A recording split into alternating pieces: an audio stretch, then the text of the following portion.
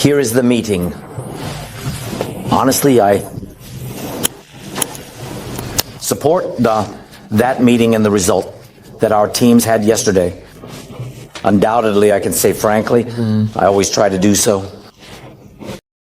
To speak with you, frankly, I believe this is the first major constructive conversation between our teams. I want to express my gratitude. To the American side and the Ukrainian team, thank you for making this happen many hours in the meeting. It was truly quite detailed. For us, it is very important that we were heard by each other. Much had the right to speak, to share important, very important priority matters. And it seems to me yesterday was such a pilot, and there was such a very positive meeting. I believe it was necessary, and very positive again. I emphasize with these words, yesterday's meeting, a very positive result regarding the restoration of aid from the United States of America. I believe this is important. And also the exchange of intelligence data, I believe that this is important. For example, I just had a long session, a technical session regarding drones, the operation of Ukraine's air defense, our capabilities, range, and response time to this or that, to this or that type of missile, ballistics, etc., of the enemy, and thus recovery. Intelligence data, in any case for us, for the people, for everyone, a positive, important result. In principle, this concerns, well, we discussed many different details at the meeting. I think you probably have questions about this. The humanitarian aspect, I emphasized it.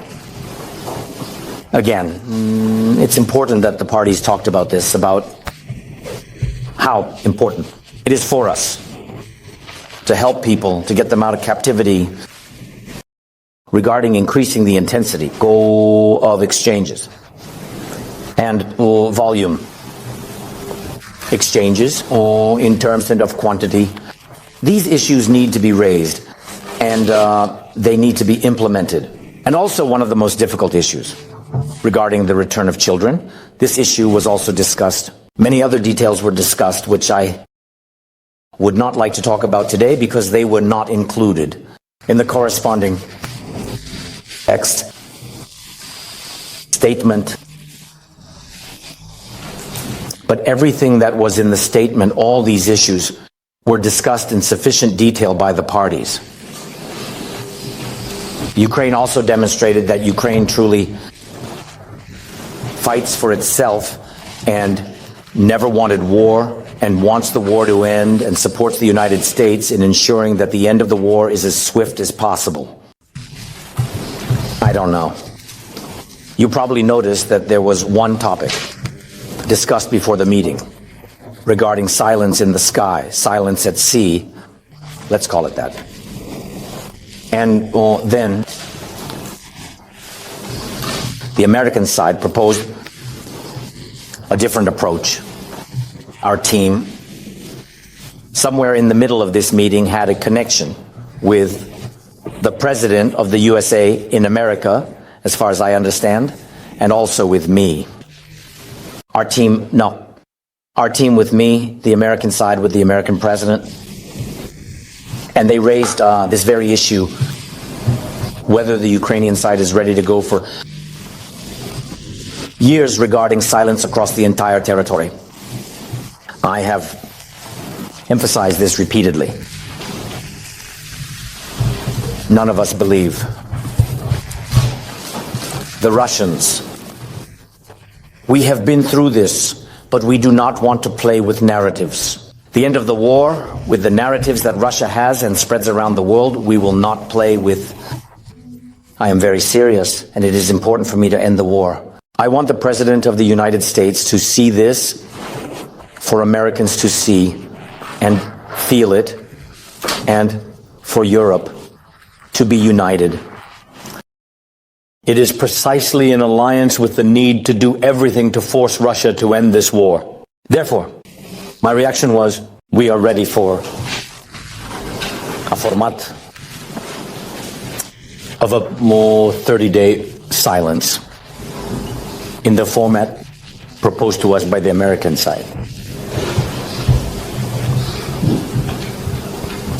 Okay.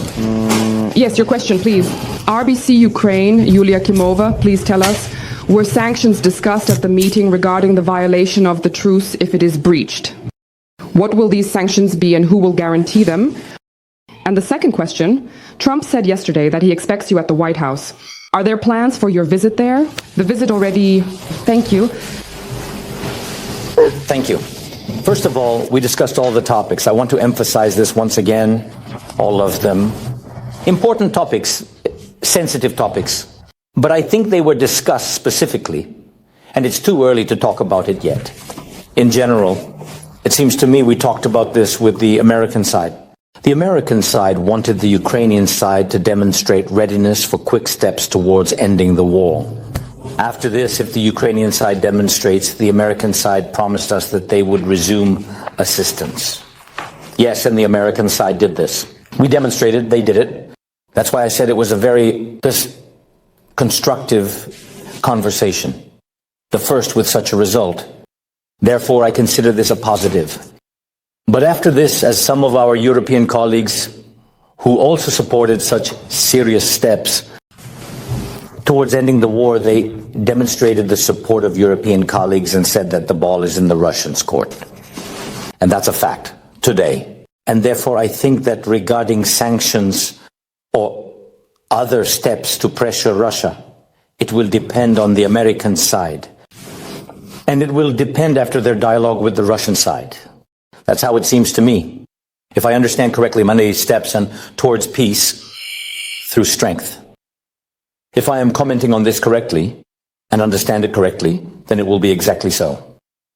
If the Russians demonstrate that they are ready for America's proposal, just as ready as we are, no more, no less, as a first step, then I think there will be appropriate decisions. And if they are not ready, we very much hope that the American side will then demonstrate exactly what it has talked about. And what about Trump? A visit? I haven't heard about an invitation. I think that any of our meetings with the American president should end with a positive result for both sides. And I think that's exactly how we should approach any of our meetings. Today, the reaction of our societies. It is lively. And I would really like us to have a result. I would like us to have a positive result for the people. People have been fighting for themselves in Ukraine for a very long time. They have been at war for a very long time.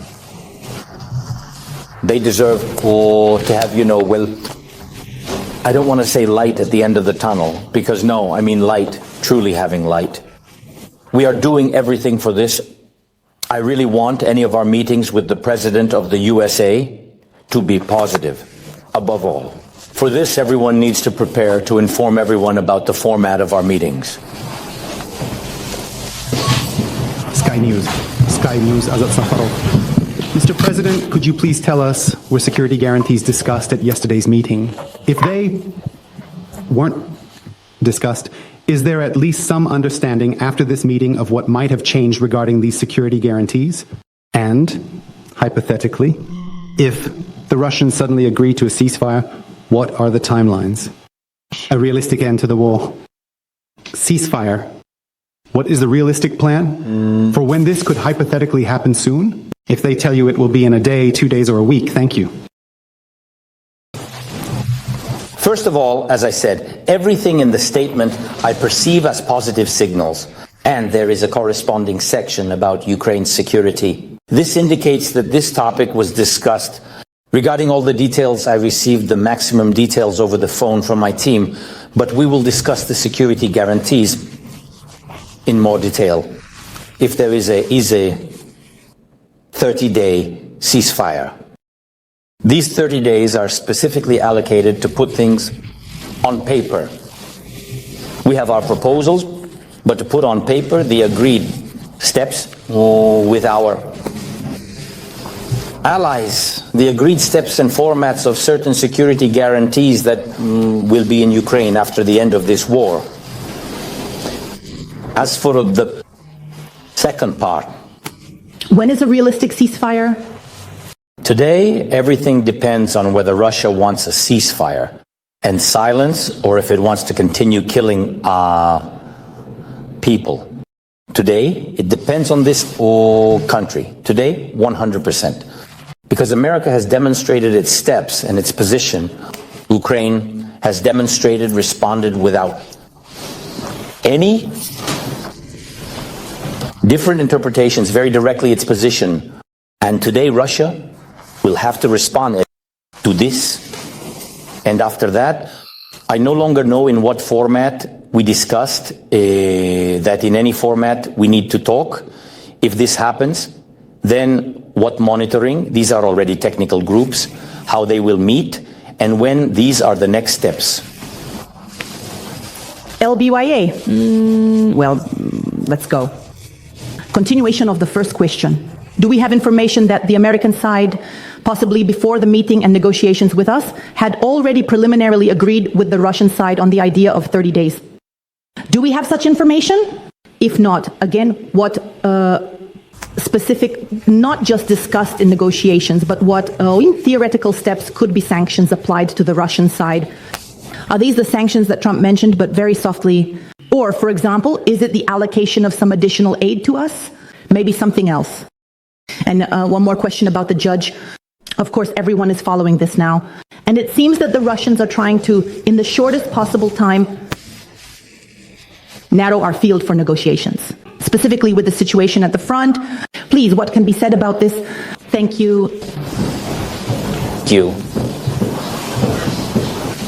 Our troops in the Kursk region are fulfilling their mission.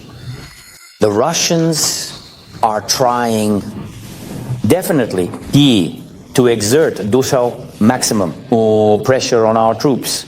The military command is doing what it should do, preserving the maximum number of our soldiers' lives. We understand what the Russian side will demonstrate in the coming days. I think the issue is not even about what they are raising. The degree of fact. In the Kursk direction, they will be, intimidating. I think there will be various, and of a nuclear nature as well. It is necessary to understand that this is a well-known method of action by the Russian Federation before any format of diplomacy. We need to look at this soberly and respond to real threats, not just only to informational ones. Undoubtedly, people should not be in an informational vacuum, and our intelligence, our military, the Ministry of Defense need to react as quickly as possible, refuting this or that information, threats or non-threats. But we must prepare for strong informational pressure. Believe me. Personally, we are in different formats. In such situations, the appropriate time has already come. We understand what is happening. We must understand that the Russians act as they always do. Chicago. Did we agree or not? Do we know if the Americans possibly agreed in advance with the Russians on the 30-day story? And if not, and the Russians do not agree, what could the Americans theoretically do with them? Thank you. Honestly, I don't really care if they discussed it in advance, to be honest. I look at this exclusively. Will this bring us closer to ending the war or not? And I believe that today we should have demonstrated readiness. Not only on that, we have what we live in to demonstrate. informationally, and really demonstrate to the whole world. And I believe that we did it. And this is for all of this, please. The most important thing to focus on is understanding the key factors that contribute to achieving success. CBS. Of the United States is still, Clara Burns, of the United States is still with states. Please.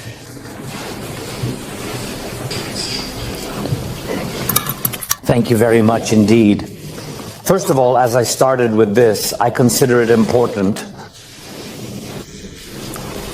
correctly, in detail, despite it being a long meeting, but I consider this meeting in Saudi Arabia to be exactly that.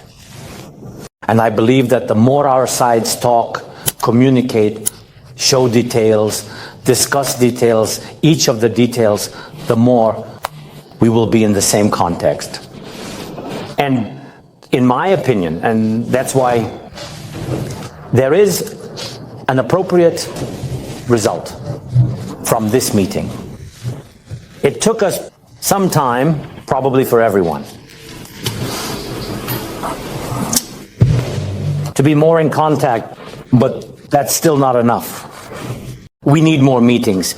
And if they are like this, with such positivity, such meetings, then we can have the desired result. From respect, President. I will explain to you in detail so that you can understand it better.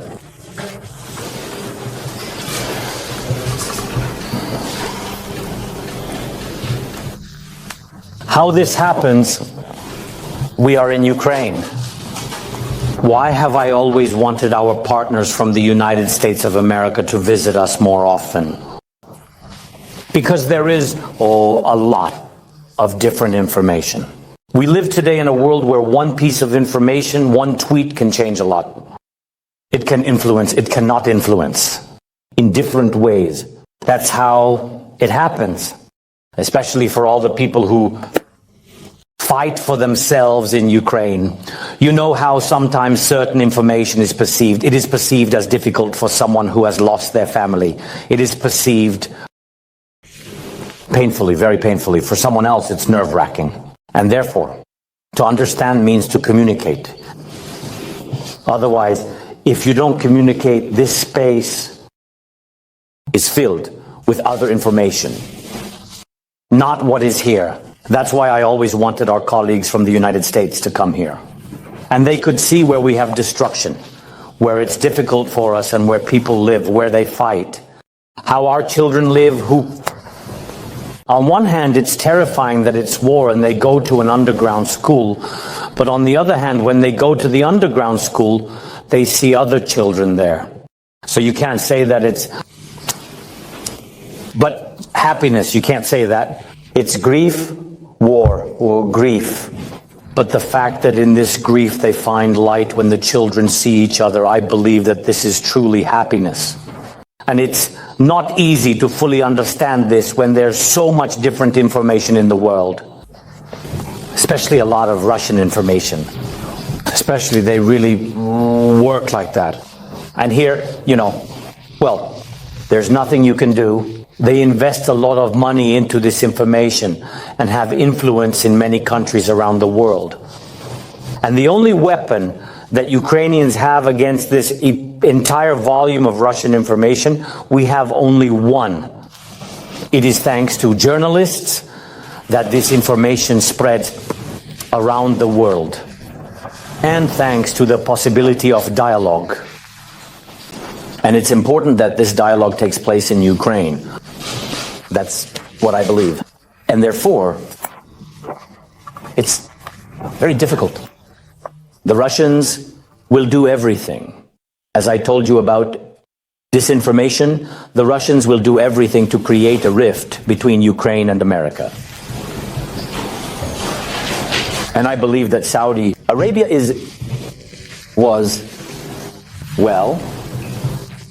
you can see different results in Saudi Arabia. The The restoration of aid, some will see in this. The main result, the first steps towards ending the war, some will conclude in this. Some will see in this a positive result. I believe that the very meeting in Saudi Arabia disrupts Russia's plans for a complete escalation of relations between Ukraine and America. On the contrary, de-escalation is happening. And this is how it should be between partners.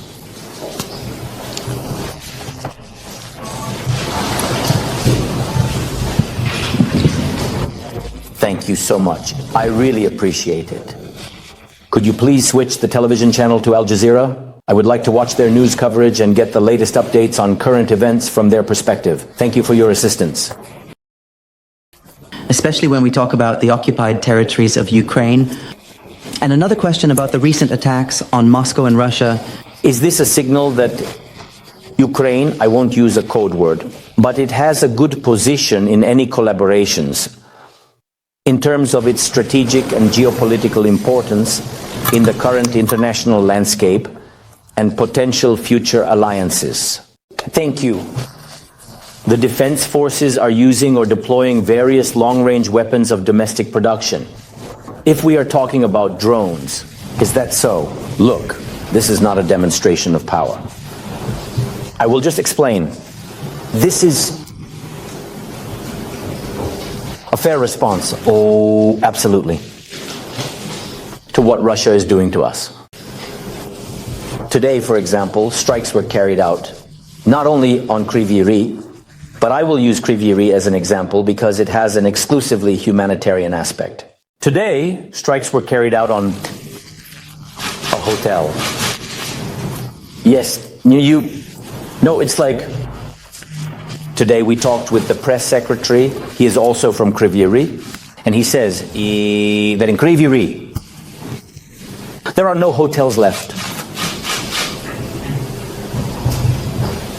So that says something.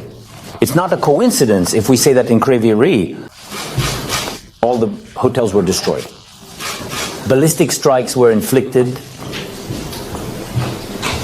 and not just one strike on the same hotel. So, again, it's not a coincidence. What do you think after this strike? Will the Ukrainian forces respond or not? The answer is obvious. This is not a show of power, but it is a demonstration that we are independent. We are a sovereign state.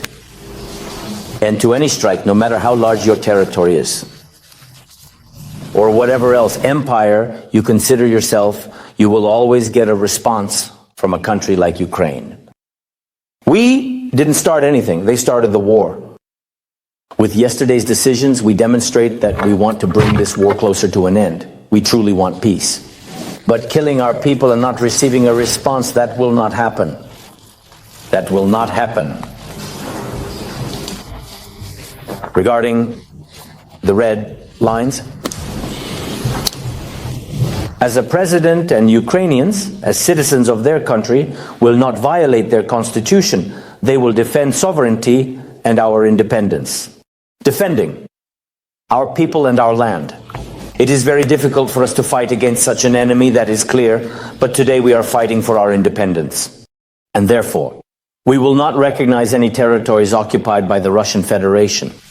That is a fact. Our people fought for this. Our heroes died. How many wounded? How many have gone through it? Therefore, no one will forget about this. And when I say that no one will forget about this, it is the most important. Red line, we will not let anyone forget about this crime against Ukraine. Colleagues, let's have a couple more public questions, please. Olena Korenkova, Suspilne News. A brief clarification on the long-suffering agreement on rare earth metals. Yesterday we heard a statement from Secretary of State Ruby that it should one day eventually be signed, but without specifying when. Are there guarantees that this agreement, in a form acceptable to Ukraine, will be signed in Washington if there is an official invitation for you? Will it be a condition that Ukraine will go, agree, and sign? Ukraine is ready to sign the framework agreement as a first step. We have always talked about this. And to be honest, I thought we would sign it earlier. We all are ready for this. There's nothing to discuss, no behind-the-scenes secrets. So, we are ready for everything. Guardian and Kyoto next, and I think that's all. Thank you. Sean Walker from The Guardian.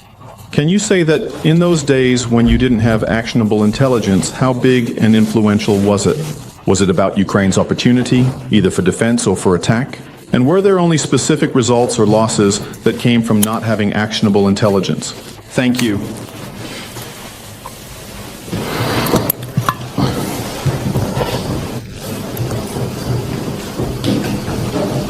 I can't tell you that, honestly. I'll explain why. I will definitely tell you about it someday. I can't talk about it. Not without reason. I held many meetings, many technical sessions in our country to prepare, and any things that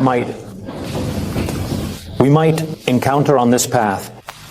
And that's why I can't talk about it. Otherwise, it will just become clear to different parties. Our readiness. You understand, right? Therefore, it's very good that the assistance has been restored and the exchange of intelligence has resumed. I'm grateful for that. Kyoto, the last question, please. Mr. President, I am Pansang Igor Machiangin Seba Kyoto Minyazeb. Inma, are you ready for the Chancellor? Marshal during the armed war. If the USA is to help the President in the electoral war,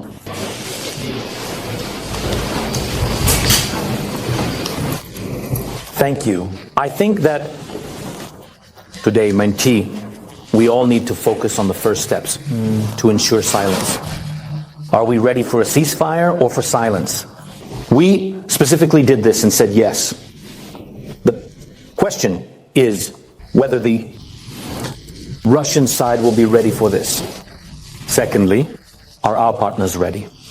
For technical monitoring, this is a very important aspect.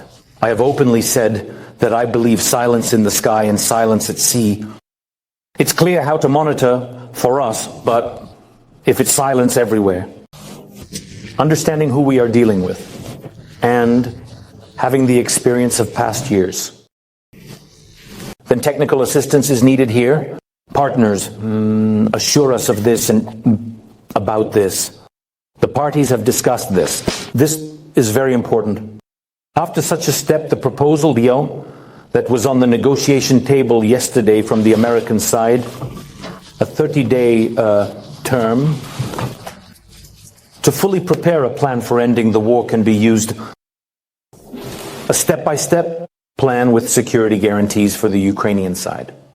If all this is done, then afterwards, after preparing this plan, in any case, a phased implementation that will lead to the end of the war. After the end of the war, martial law will be lifted. And after the lifting of martial law, elections will be held according to Ukrainian legislation. No one will deliberately postpone anything. Thank you, dear colleagues. Thank you, Mr. President. Well, let's... You just didn't say what the chances are that Russia will come to its senses. And what will happen if it doesn't? What are the chances? Let's take a look. What will happen to it? What will happen with Russia? Yes. If America has covered it, then hypothetically you told them. And if everyone behaves, what is America doing for us now? What will they do then? Strong measures towards the Russian side. These are strong measures. I understand that we can count on strong measures. I don't know. I don't know the details yet, but we are talking about corresponding or sanction actions. and strengthening Ukraine. Thank you, dear colleagues and esteemed guests. Thank you, Mr. President and distinguished members of the Assembly. Goodbye. Thanks someone, so he hesitates. They will come to explain. I was told something, so it will be... Why will we be... To me, everything is special to me. But why 8 hours? Or what are we asking about? So, what did the Ukrainian side reject from what the states proposed, considering that these negotiations lasted so long? Look, the agenda was exactly what is in the safe. Everything you see there, that was the agenda of the negotiations. That's all. There's nothing more to add. Sorry.